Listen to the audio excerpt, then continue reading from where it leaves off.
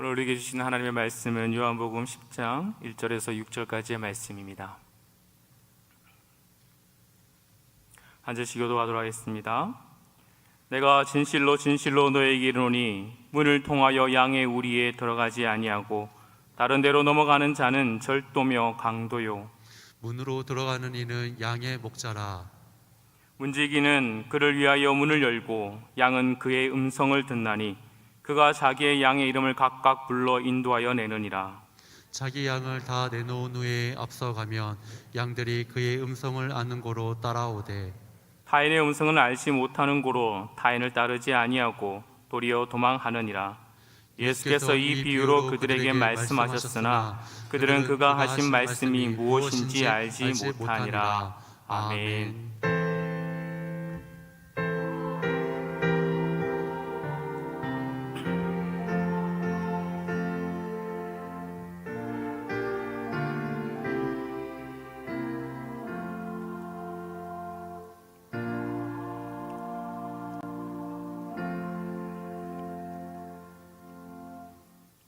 할렐루야. 이 수예배에 나오신 여러분들 축복합니다. 하나님의 음성을 듣기를 사모하는 그런 밤 되길 축복합니다. 몇 해 전에 TV 프로그램에 히든싱어라는 프로그램이 있었습니다. 한 번씩 보신 적 있으십니까? 거기 보면 가수 한 사람이 나와서 이제 노래를 부르는데요, 혼자 나오지 아니하고 그 가수 한 사람을 기가 막히게 따라하며 모창을 할 수 있는 여러 명의 사람이 함께 나왔습니다. 그들이 이제 블라인드 뒤에 숨어서 이제 그 가수와 함께 한 소절씩 부르는 거예요. 그러면 게스트들이 이제 그 누가 진짜 어느 몇 번이 진짜 가수인가라는 것을 찾는 겁니다. 몇 라운드가 진행되면서 참 의견이 분분하기도 한데 결국은 그 가수를 찾더라고요. 여러분, 또 얼마 전에 우리 고등부에서 이제 수련회 겸 게임도 하는 시간을 가졌습니다. 그때 한 게임이 무엇이냐면 노래 전주에 한 1초에서 3초의 음악을 틀어주면 그 노래의 제목과 가수를 맞추는 거예요. 여러분 가능하시겠어요? 제가 그 게임을 뒤에서 쫙 봤는데 아이들이 하는 걸 보고 기가 막히게 맞추더라고요. 반주가 1초, 2초 시작되자마자 아이들은 손을 들고 누구 노래고 누구 가수입니다 라고 이렇게 맞추는 거예요. 도대체 우리 아이들이 얼마나 이거를 들었길래 이게 어떻게 가능하지라는 걸 생각했습니다. 사랑하는 성도들, 혹시나 여러분 우리 부목사님들, 목사님들, 담임 목사님 포함해서 블라인드 뒤에 숨겨놓고 과연 담임 목사님 찾아보세요 하면 여러분 찾을 수 있겠습니까? 한 방에 찾죠. 담임 목사님의 목소리는 한 방에 찾습니다. 그렇죠? 담임 목사님 빼고 그러면 나머지 부교육자들을 이제 숨겨놓고 블라인드 뒤에 여러분 한번 찾아보세요라고 한다면, 어떤 목사님은 찾아보세요 한다면 찾을 수 있으시겠습니까? 생각보다 여러분 많은 사람들이 많이 찾을 수 있겠지만 의외로 많은 사람들이 그 목사님을 찾지 못하지 않을까라는 그런 생각을 해보기도 합니다. 사랑하는 성도들은 왜 그 블라인드 뒤에 숨어있는 그 가수를 끝까지 그 한 사람, 게스트들은 그 사람을 찾아낼까요? 왜 아이들은 1초, 2초에서 3초밖에 되지 않는 그 전주를 들으면서도 그 음악이 뭔지를, 그 제목이 뭐고 가수가 누군지를 한 번에 찾아낼까요? 왜 여러분들은 담임 목사님 목소리를 한 방에 찾아내고 부교육자의 목소리는 잘 헷갈려 할까요? 그것은 아마 친밀함에 있지 않을까라는 그런 생각을 해보게 됩니다. 게스트들이 그 가수를 한 방에 찾는 것은 그 가수를 잘 알고 그 가수의 노래를 끊임없이 들었던 거죠. 우리 아이들이 그 노래를 한 방에 찾아내는 것은 그 아이들이 얼마나 많이 그 음악을 들었겠습니까? 사랑하는 성도분도 우리 담임 목사님 목소리를 한 방에 찾는 것은 목사님의 설교를 약 30년 가까이 여러분 들은 분도 계시죠? 그러니 우리 목사님의 그 호흡 소리만 들어도 한 번에 찾을 것입니다. 그러나 부목사들은 너무나 죄송스럽지만 더 친밀해지도록 노력하겠습니다. 헷갈리는 거예요. 그만큼 친밀함이 좀 약하다는 것이죠. 사랑하는 성도 여러분, 그렇다면 세상을 살아가는 이 세상의 소리와 주님의 음성, 주님의 소리는 잘 구별하시며 살고 계십니까? 온갖 세상의 소리가 이렇게 만연하고 있어요.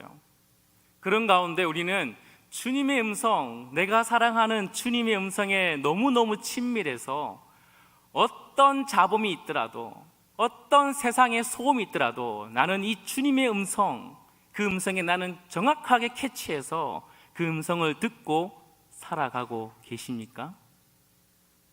오늘 본문은 요한복음 10장 그 선한 목자장이라고 불리는 그 말씀입니다. 주님께서는 당신과 우리의 관계를 목자와 양이라고 그렇게 소개하고 있어요. 오늘 3절에서 5절 말씀을 한번 같이 읽어볼까요? 같이 읽겠습니다. 3절에서 5절입니다. 시작. 문지기는 그를 위하여 문을 열고 양은 그의 음성을 듣나니 그가 자기의 양의 이름을 각각 불러 인도하여 내느니라. 자기 양을 다 내온 후에 앞서가면 양들이 그의 음성을 아는 고로 따라오되 타인의 음성은 알지 못하는 고로 타인을 따르지 아니하고 도리어 도망하느니라. 도망하느니라. 양은 목자의 음성을 분명히 알고 있습니다. 목자의 말만 듣는 거죠. 목자의 음성을 듣고 목자가 앞에 걸어가면 그 양은 그 목자를 따라가게 되어 있습니다. 타인이 제 아무리 큰 소리를 외치고 협박을 하고 그렇게 소리 낸다 할지라도 결코 그 양은 타인을 따라가지 않습니다. 여러분이 잘 알다시피 이 양은 우리를 뜻하죠. 목자는 누구십니까? 예수 그리스도시죠. 주님께서 지금도 우리 살아계셔서 한없는 부드러움과 그 세미한 음성과 그 놀라운 하나님의 소리를 지금도 우리에게 말씀하고 계시는데 우리는 과연 그 목소리에 귀를 기울이고 그 목소리를 따라가고 있는가 이 말입니다. 그만큼 하나님의 주님의 음성에 우리는 친밀하고 친숙하고 그렇게 익숙한 가운데 살아내고 있느냐라는 것을 오늘 이 말씀을 통해서 한번 살펴보려고 합니다. 시편 23편 1절 말씀으로 잘 알고 계시죠? 한번 외워볼까요? 시작. 여호와는 나의 목자시니 내게 부족함이 없으리로다. 아멘. 여러분 잘 알고 있는 다윗의 시입니다. 다윗은 하나님을 목자로 인식하셨습니다. 목자 되신 그 하나님을요 얼마나 다정다감하게 나의 목자라고 이렇게 부르는 것이에요. 친근함이 거의 넘치는 거죠. 다윗이 하나님에 대해 이렇게 멋진 인식을 가지고 있다는 것은 자신이 곧 한 마리의 양이다라는 것을 인정하는 것입니다. 다윗은 한 마리의 양에 지나지 않기 때문에 그 자신을 발견했기 때문에 진짜 목자이신 그 하나님을 만날 수 있었던 것이죠. 다윗은 목자 대신 그 주님의 음성에, 하나님 음성에 늘 귀를 기울였고 그 음성을 따라갔으며 그 음성에 그분에게 모든 것을 맡겨버린 인생이었습니다. 목자의 음성을 분별하는 것, 양에게는 너무너무 중요한 일이죠. 그분의 음성을 따라가 사는 것은 너무나 중요합니다. 히든싱어에서 그 많은 블라인드 뒤에 가수를 맞추는 거 그리 중요하지 않습니다. 여러분, 누구 목사의 음성인가 구별하는 거 그렇게 중요하지 않을 수 있습니다. 그것이 그렇게 많은 영향을 우리 삶에 그렇게 주지는 않는 것 같아요. 그런데 목자의 음성을 모르면 주님의 음성을 모르는 문제는 다릅니다. 왜 그렇습니까? 우리의 생명이 걸려있기 때문에 그렇다는 것입니다. 자신이 양으로 인식된다는 사실을 알았던 다윗의 이 메시지는 굉장히 중요한 의미가 있어요. 양은 목자의 음성을 듣지 못하면 세 가지의 위험 속에 노출됩니다. 첫째는 길을 잃어버려요. 첫째는 길을 잃어버린 거예요. 방향 감각이 없는 것입니다. 누군가가 인도해 주지 않으면 실종될 수밖에 없는 그런 모습입니다. 제가 단기 선교 중국의 저 청해오 지역에 티벳의 짱족들이 사는 푸른 초원에 한번 하룻밤을 지낸 적이 있습니다. 양이요 엄청나게 많았어요. 근데 그 양이요 한 마리가 뛰니까 방향감을 잃어버리고 수십 마리, 수백 마리가 문이 닫힌지도 모르고 미친 듯이 뛰어가는 거예요. 그랬더니 거기 있는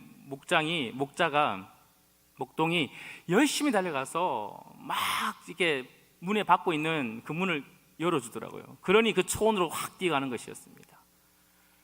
그게 막힌 벽인지 절벽인지 방향 감각을 전혀 알지 못하고 길을 잃어버린 것입니다. 둘째로 스스로 먹이를 구하지 못한 일이 벌어지는 것입니다. 먹이가 있는 그 초원으로 안내해 줄 그 목자를 모르기 때문에, 그 음성을 모르기 때문에 어디로 가야 될지 모르고 어디에 과연 아름다운 초원이 있고 그 초지가 있어서 그 꼴을 먹을 수 있는지도 분간하지 못하는 거죠. 먹이를 책임져주는 그런 자가 없으면 굶어 죽기 딱 좋은 그런 양들입니다.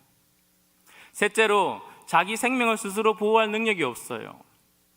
양들은 기껏해야 뿔이 좀 있죠.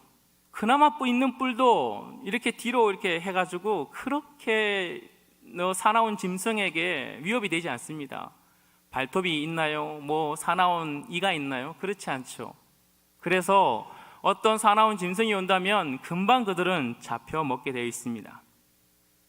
그러므로 다윗은 자신을 이와 연약하기 짝이 없는 양으로서 자신을 비유한 거예요. 그리고 자신의 능력은 결코 나아갈 바를 알지 못하며 바른 길을 찾지 못하는 무능한 존재라는 것을 인식한 거죠. 또한 자신의 의지만으로는 참된 먹이, 영원한 그 생명의 꼴을 먹을 수 없는 무력한 존재라는 사실을 또한 인식했습니다. 그리고 자신의 힘으로만으로는 자신의 생명을 영원히 지탱할 수 없는 그런 유한한 존재임을 또한 바르게 자각했다는 것입니다. 그래서 다윗은 자신의 양이라는 것을 인정했기에 바로 참된 목자이신 하나님을 만났습니다. 참된 목자이신 그 하나님만이 바로 자신을 참된 진리로 인도하고 그리고 영원한 생명을 공급해주며 자신을 참되게 보호해 줄 거라는 사실을 믿었기 때문에 그렇죠. 오늘 본문을 읽지 않았지만 9절에서 10절 말씀이 이렇게 나와 있습니다. 한번 같이 읽어볼까요? 9절에서 10절 말씀입니다. 시작. 내가 문이니 누구든지 나로 말미암아 들어가며 구원을 받고 또는 들어가며 나오며 꼴을 얻으리라. 도둑이 오는 것을 도둑질하고 죽이고 멸망시키려는 것뿐이요 내가 온 것으로 양으로 생명을 얻게 하고 더 풍성히 얻게 하려는 것이라. 아멘. 사랑하는 성도 여러분, 이렇게 구원, 꼴, 그 생명, 더 풍성한 생명을 얻는 것은 바로 주님의 음성을 듣고 주님의 안에 살며 주님을 따라갈 때만 가능한 줄 믿으시길 축복합니다. 그분만이 우리의 참된 인도자시요 공급자시요 우리의 참된 보호자이기 때문에 그렇습니다. 그런데 여러분, 우리가 이 세상살이 살아가면서 주님의 음성을 많이 듣고 계신가요? 첫 번째 제가 드렸던 그 질문 속에 여러분 답할 수 있으신가요? 어떤 세상의 잡음 속에도, 어떤 세상의 소음 속에도 나는 주님의 음성을 분명히 듣고 살아가고 있냐는 거예요. 왜 우리는 주님의 음성을 듣지 못하는 것입니까? 분명히 주님의 음성을 따라가면 꼴이 있고 풍성한 구원이 있고 생명이 있는데 더 풍성한 생명 또한 우리에게 주어지는 것을 우리는 믿고 알고 듣고 인식하고 있음에도 불구하고 왜 우리는 이 세상을 살아가는데 주님의 음성을 듣지 못하고 살아가고 있냐는 것입니다. 그 첫 번째 이유는 바로 자신이 양이 아니라라는 생각 때문에 그렇습니다. 오늘 말씀 6절 말씀을 한번 같이 읽어보겠습니다. 예수께서 이 비유로 그들에게 말씀하셨으나 그들은 그가 하신 말씀이 무엇인지 알지 못하니라. 주님께서는 끊임없이 말씀하고 있었어요. 저희들에게. 이 저희들은 바리새인과 서기관과 유대인을 뜻합니다. 지금 이 전체 요한복음의 이 여기에 지금 어디에 머물고 있냐면 7장 중간부터 이어지는 초막절 광화라는 그 설교를 통해서 계속 이어지고 있어요. 초막절 명절의 끝날에 행해지는 실로암에서 물을 길어서 성전에 있는 항아리에 물을 담습니다. 그러면서 기념하는 거죠. 광야에서 우리에게 물을 주시는 그 하나님, 반석에서 물을 내신 그 하나님이 기념하고 있어요. 그때 주님께서 오셔서 뭐라 말씀하시죠? 나를 믿는 자가 그 배에서 생수의 강이 흘러난다 이렇게 말씀하셨습니다. 곧 무엇입니까? 예수가 진정한 생명의 그 수라는 것입니다. 생명의 물이라는 거죠. 그리고 이어지면서 예수님께서는 초막절에도 또 마지막 명절 끝날 행하는 두 번째 이렇게 행사가 뭐죠? 초를 다 이렇게 빛을 비추지 않습니까? 집집마다. 그러면서 예수님께서 그걸 보면서 말씀하시는 것입니다. 내가 바로 세상의 빛이다 라고 말씀하시는 거예요. 그러면서 9장에서 진흙을 이겨서 그 맹인을 눈에 바르시고 그 맹인이 실로암 물가에서 그렇게 눈을 씻었을 때 어둠에서 빛이 보이지 않습니까? 그렇게 보여주는 것입니다. 그러면서 예수만이 진정한 생명의 물이고 생수이고, 그리고 예수만이 진정한 어둠에서 빛을 밝히시는 빛이심을 알려주는 거죠. 그리고 오늘 10장에서 이렇게 말씀하시는 겁니다. 바로 그 목자, 참된 목자, 끊임없이 구약에서 예언되었던 그 목자, 바로 그 목자가 바로 나다라는 것을 알려주고 있죠. 그리고 또한 이어지는 수전절의 이야기를 통해서 무엇을 가르쳐 줍니까? 그것은 수전절에 있는 성전, 내가 바로 그 예수가 진정한 성전이다라는 것을 계속 말해주고 있어요. 그런데도 바리새인과 서인과 유대인들은 이 놀라운 예수님의 음성을 전혀 깨닫지 못하는 것입니다. 왜죠? 그 똑똑한 머리로 알아들을 만한데 율법을 해석해내고 율법을 연구하는 서기관과 그 바리새인들, 유대인들 충분히 알아낼 수 있는 그 똑똑한 머리를 가지고 있음에도 불구하고 절대 예수님의 말씀을 못 알아듣죠. 왜 그렇습니까? 자신은 양이 아닌 거예요. 자신은 스스로를 절대 양이라 생각하지 않는 것입니다. 그들은 스스로 인생길을 헤쳐나갈 수 있고 생명의 꼴을 얻을 수 있으며 죽음과는 전혀 나와 상관없는 인생을 살고 있다라고 그렇게 생각하고 있기 때문에 그렇습니다. 이처럼 자신들을 양으로 간주하지 않으니 목자가 왜 필요합니까? 자신이 양이 아니기 때문에 주님의 인도를 받을 필요가 없는 것입니다. 그래서 결국은 그들은 한 줌의 흙으로, 한 줌의 죄로 사라지는 그런 인생이 될 뿐이죠. 이것은 단지 2000년 전의 이야기뿐입니까? 지금도 우리가 살아가는 우리들에게도 마찬가지입니다. 주님만이 진리요, 길이요, 생명이심을, 그 놀라운 주님이 아니면 나는 한 마리 연약하기 짝이 없는 양임을 인식하지 못한다면 우리에겐 주님이 필요 없습니다. 주님이 굳이 찾아낼 필요도 없는 거죠. 그의 음성에 귀를 기울일 필요도 없는 것입니다. 내 인생 내가 주인이고 내 인생의 목자는 나이기 때문에 내 인생 한번 내가 살아내볼 수 있다고 자신만만해 하는 것입니다. 주님이 좀 도와주면 고맙죠. 주님이 좀 필요할 때 좀 도와주면 고마운데 내 인생의 목자는 아닌 거예요. 왜요? 내가 양이 아니기 때문에. 우린 끊임없이 자녀들에게 이렇게 얘기했습니다. 한때 자아 실현을 해야 된다. 자신의 존재를 끊임없이 외치는 거예요. 그러면서 네 인생의 주인은 너다라고 그렇게 우린 끊임없이 가르쳐왔던 세대가 있었습니다. 그러면서 그들은 자신의 인생이 마치 자기 것처럼 그렇게 생각하는 거죠. 목자는 불편한 것입니다. 내 위에 누가 주인이 있다는 사실에 대해서 굉장히 불편해하죠. 누군가의 지배를 받고 누군가의 그의 인도를 받는 것이 굉장히 우리의 본성에는 맞지 않는 것이에요. 그렇기 때문에 내 인생, 내가 지금까지 이렇게 살아온 것뿐만 보더라도 나는 기가 막힌 선택 속에 나에겐 실패라는 건 없어. 나의 선택은 항상 옳았고 나는 내 힘으로 내 자녀를 키워낼 수 있고 나는 내 모든 가정을 세워낼 수 있고 나는 우리 스스로 우리는 할 수 있다 라고 끊임없이 외치며 양이 되기를 거부했기 때문에 그렇습니다. 그러나 하나님을 기꺼이 자신의 목자로 모신 다윗은 이렇게 고백하지 않습니까? 시편 23편 1절에 3절 말씀을 다시 한번 말씀을 함께 읽도록 하겠습니다. 여호와는 나의 목자시니 내게 부족함이 없으리로다. 그가 나를 푸른 초장에 누이시며 실만한 물가로 인도하시는도다. 내 영혼을 소생시키시고 자기의 이름을 위하여 의의 길로 인도하시는 도다. 아멘. 하나님께서는 나를 인도하십니다.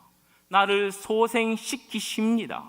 내가 부족함이 없습니다 라고 말하면서 다윗은 현재형을 쓰고 있어요. 이것이 무엇입니까? 지금 현재 다윗이 하나님의 모든 순간에 과거에 들었던 것이 아니라 지금 살아가는 모든 순간 속에 하나님의 음성을 듣고 지금 그 음성을 따라 살아가고 있다는 것입니다.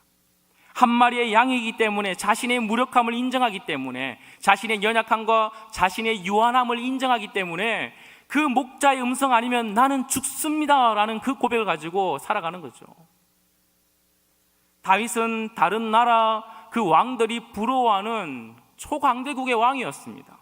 모든 사람이 존경하는 왕이었습니다. 그럼에도 불구하고 자신의 인생의 주인이 자신이 아님을 고백했다는 것이죠.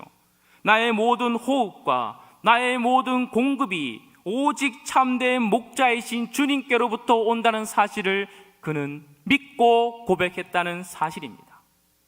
사랑하는 성도 여러분, 한치 앞도 모르는 것이 우리 인생이 아닙니까? 인생 살아오면서 수많은 선택 속에 우리는 있었습니다. 그리고 그 선택 속에 우리는 이것이 나에게 최선이야, 이것이 나에게 정말 이것을 선택하는 것은 그래도 합리적이야 라고 그러면서 끊임없이 선택했던 것들이 여러분 항상 여러분에게 선한 영향력을 끼쳤습니까? 여러분이 정말 철저히 계획하고 살아갔다고 생각했던 그 인생의 그 끝에 진정한 성공과 행복과 기쁨만 있었습니까? 세상의 성공 신화를 쫓아 살진 않았지만 여러분, 그러나 자신의 믿고 살아갈 때 얼마나 허무함과 얼마나 공허함을 누리며 사는 것이 우리 인생이 아닙니까? 우리 성도는 결코 인생의 주인이 자신일 수는 없습니다. 왜냐하면 인생의 참된 주인을 만났기 때문에 그렇습니다.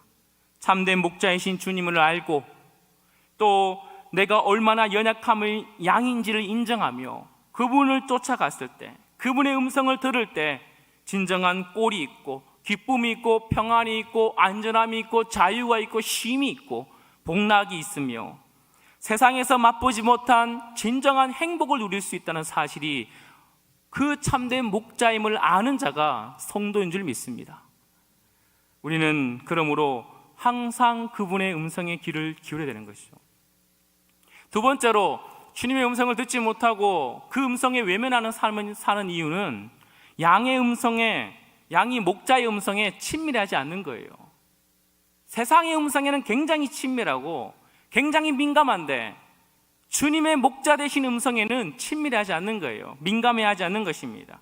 세상에는 수많은 소리가 있지 않습니까? 정치, 경제, 사회, 교육, 문화, 종교, 수많은 분야 속에서 끊임없이 외쳐나고 있습니다. 끊임없이 엄청난 소리들이 우리를 감싸고 있습니다. 그런데 우리들은 그 소리에 어떻죠? 굉장히 민감하죠. 너무너무 민감합니다. 교육이 어떻더라, 부동산이 어떻더라, 또 다른 어떤 분야가 어떻더라, 무엇 하나에 우리는 모든 관심과 귀를 다 쏟아내고 있습니다. 그런데 정작 주님의 음성에는 그렇게 민감하고 계신가요? 세상의 소리에, 그 세상 소리에 쫓아가기 바빠기 때문에 주님의 음성에 귀를 기울이며 잠시 멈춰서 그 음성에 내가 들으려고 노력하는 우리의 노력들이 너무나 약하지 않습니까? 동화책 중에 아무도 듣지 않는 바이올린이라는 책이 있어요. 여러분 못 보셨죠? 엄마와 아이가 지하철역을 가는데 그곳에서 한 바이올리니스트가 이제 바이올린을 키고 있는 거예요. 아이가 그 소리를 듣고 굉장히 민감해서 엄마를 계속 끌고 갑니다. 엄마, 저 소리 듣고 싶어, 저 소리 듣고 싶어. 근데 엄마는 너무 바빠서 그 아이를 데리고 그냥 집으로 데려가 버린 거죠. 아이는 이상해합니다. 모든 사람이 그냥 지나가는 거예요. 저 아름다운 소리에 왜 사람들 귀를 기울이지 않지? 그래서 집에 가서 TV를 켰는데 그 똑같은 음악이 나오는 거예요. 알고 보니까 그 지하철역에서 바이올린을 키던 사람이 세계적인 바이올리니스트였어요. 이 동화의 이야기는 실화입니다. 실화를 바탕으로서 만든 동화예요. 조슈아 벨이라는 세계적인 바이올리니스트가 있었습니다. 그는 한 시간에 6만 달러를 벌어내는 엄청난 사람이에요. 약 7천만 원. 한 시간에 공연하는데 7천만 원. 항상 매진을 하는 사람입니다. 그가 워싱턴 포스트리지에서 이제 한번 하나 제안을 했어요. 잡지사에서. 지하철역에서 한번 우리 퍼포먼스 한번 해봅시다. 그래서 이 조슈아 벨이 허름한 옷을 입고 저 악기를 들고, 이 악기는요 약 350만 불짜리 스트라디바리우스랍니다. 그러니까 한 40억짜리 되는 바이올린이에요. 이걸 들고 허름한 옷을 입고 지하철역에, 바쁜 지하철역에서 이 음악을 키는 거예요. 여러분, 그 바쁜 와중에 지하철역에 오고 가는 사람들이 한 1070명 정도 된다고 합니다. 그럼 과연 그 음악 앞에 발을 멈추고 이 음악을 들었던 사람은 몇 명이었을까요? 그리 많지 않아요. 그러니까 그가 이렇게 케이스를 열어놓고 벌어둔 돈을 얼마였을까요? 그 사람은 하루에 모든 매진을 하고 그 입장을 보기 위해서는 수십만 원을 내야지 되는 입장료를 받던 사람이 1시간 정도 했을 때 그는 약 4만 원 정도 벌었습니다. 아무도 듣지 않는 거예요. 이 이야기를 알고 우리나라에서도 한번 시작을 해봤다는 것입니다. 누구냐면 성신여대 교수였던 피호영 씨라는 것입니다. 이분이 이분도 바이올리니스트입니다. 이분은 모리시계 음악 아시죠? 여러 가지 이제 음악을 많이 연주했던 그런 인물이에요. 이 사람도 동일하게 허름한 옷을 입고 청바지를 입고 강남역으로 갔습니다. 강남역에 하루에 유동인구가 지하철 2호선이 한 20몇만 명이 된다고 합니다. 그 중에 6번 출구로 가가지고 그 짧은 오전 9시 반까지만 짧은 시간에 동일하게 연주를 했습니다. 많은 사람들이 지나가는데 동일하게 관심을 가지고 2분간 정도 음악에 귀를 기울였던 사람은 고작 한 5명 정도. 그 중에 가수 B의 공연기획사였던 한 사람이 음악이 좋은데 하면서 호주 공연을 한번 시켜볼까 싶어가지고 명함을 한번 내밀었던 그런 사건 빼고는 전혀 관심이 없었어요.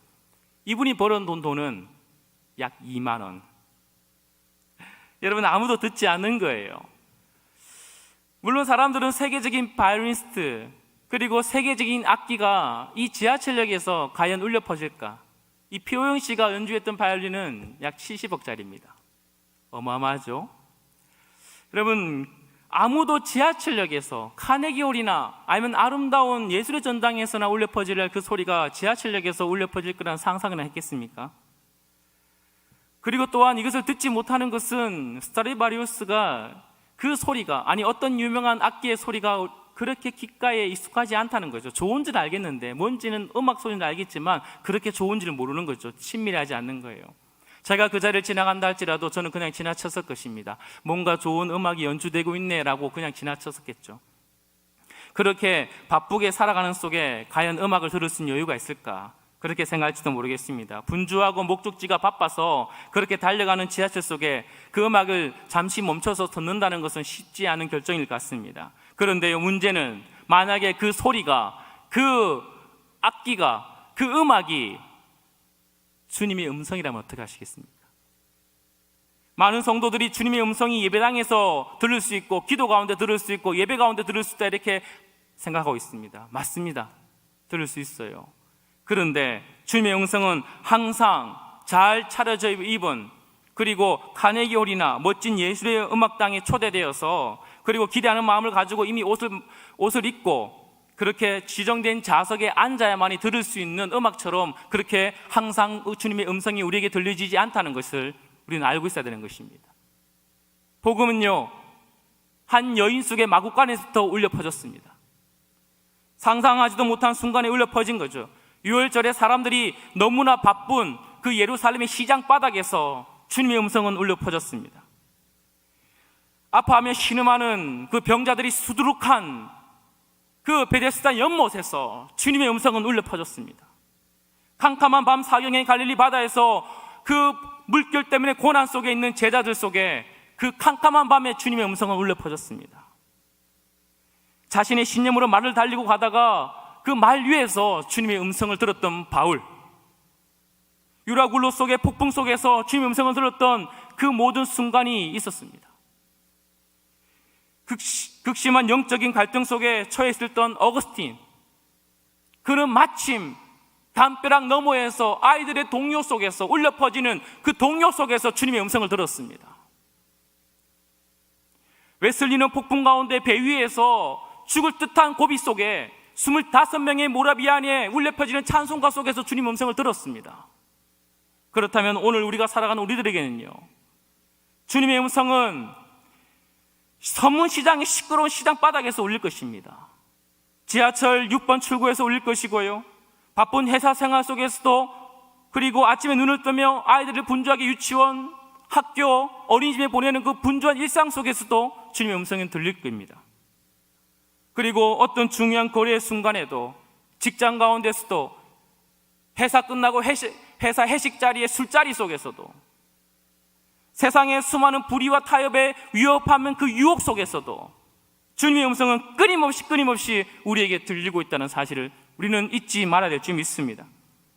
늘 듣던 친밀한 주님의 사랑하는 음성을 들었던, 그 주님의 목자된 음성을 들었던 그 수많은 성경의 인물들은 그 음성을 듣고 그 음성을 따라갔을 때 그들의 생명은 살아나고 그들의 삶은 변화되고 그가 가는 곳곳마다 놀라운 생명이 살아나는 역사가 일어났다는 사실입니다. 주님의 음성에 귀를 기울였던 것이죠. 그 음성에 자신의 생명을 걸었기에 그 목자 되신 주님께서 그 인생을 책임져 주시는 것입니다. 그렇다면 신자인 우리의 삶 속에서도 세상 소리의 마음을 다 빼앗기고 그렇게 살다가 주님의 음성에 전혀 알아듣지 못하고 주님의 음성인지 세상 소리인지 전혀 분별하지 못하고 살아야 되겠습니까? 사랑하는 성도 여러분, 우리는 세상의 소리를 쫓아 살아가는 자들이 아니라 목자를 신뢰하며 목자의 음성을 쫓아 살아가는 자인 줄 믿습니다. 믿음은 들음에서 나죠. 들음은 하나님의 말씀입니다. 제가 첫째 가난아이 있을 때 이제 옹알이하고 이제 아빠 할 때 있었어요. 근데 아빠 하다가 제가 단기 선교로 가버렸어요. 한 일주일 넘게 갔다 오니까요, 이 아이가 저를 보고 낯설하면서 우는 겁니다. 장사가 없어요. 일주일, 2주일 채 되니까 이제는 그 아이는 아빠는 낯설하고 엄마를 외치더라고요. 사랑하는 성도 여러분, 주님의 음성을 한 주간 안 들어보십시오. 2주간 안 들어보십시오. 3주간 안 들어보십시오. 장사가 없어요. 주님의 음성에 낯설어하고 어색하면 되겠습니까? 주님의 음성에 낯설하고 어색한다면 세상 소리인지 주님의 음성인지 구별하지 못하고, 이게 하나님의 음성일 거야 하고 주님의 음성일 거야 하고 선택하고 그렇게 살아다가 때로는 실패하고 낙심할 때 주님에게 원망을 하죠. 알고 보면 자신의 소리에 욕망의 소리인지를 깨닫지 못하고 자신의 욕망의 소리인지 주님의 음성인지 구별하지 못하다가 결국 자신의 욕망의 소리인지를 그것을 쫓아 살아가면서도 주님의 음성 때문에 그렇다고 그렇게 우리는 원망하지 않습니까? 사랑하는 성도 여러분, 말씀과 친해지길 축복합니다. 하나님 말씀과 친밀해지십시오. 하나님 말씀을 심장에 많이 새겨주십시오. 주님의 음성은 때로는 태풍처럼 여러분에게 강하게 그렇게 다가올 것입니다. 아니면 사명을 따라가다 살아가다가 지쳐버린 엘리야처럼 강한 바람에도 지진 속에서도 불 가운데서도 아닌 세미한 음성 속에서 주님께서 말씀하신 것처럼 여러분의 삶 속에 그렇게 때로는 말씀하실 것입니다. 사명 따라가다가 살아가는 수많은 순간 속에 주님은 우리에게 끊임없이 말씀해 주시고 우리에게 새 힘과 새로운 공급함과 새로운 은혜를 날마다 부어주시기 위해 천둥 같은 소리로 세미한 음성으로 끊임없이 우리에게 지금도 말씀하고 있는 줄 믿으시길 축복합니다. 사랑하는 성도 여러분, 말씀을 마치겠습니다. 가을입니다. 말씀 듣기에 주의 음성 내 가슴에 새기기에 너무나 좋은 계절입니다. 말씀을 가슴에 하나하나 새겨서 내 말씀의 가슴에 말씀이 풍성하게 자리 잡아서 시장 바닥에서든지 회사 속에든지 차 안에서든지 길을 가다가든지 지하철역에서든지 어느 순간 내가 선택해야 되고 결정해야 되고 모든 사람을 만나는 모든 순간 속에 그 속에 내 안에서 말씀하시는 주님의 음성에 귀를 기울이고 그 음성을 따라 선택하고 그 음성을 따라 길을 걷고 그 음성을 따라 내 삶을 그렇게 주님께 드린다면 우리의 한 치 앞도 모르는 인생의 유한한 선택과 그런 아무런 소망 없는 성공보다도 세상에서 맛보지 못한 주님만이 줄 수 있는 기가 막힌 꼴과 구원과 풍성한 생명을 받아 먹을 줄 믿습니다. 오직 목자의 음성에 가장 친밀한 양들, 그런 성도 되기 주의 이름으로 축원드립니다. 이 시간 한번 합심하여 기도하기를 원합니다.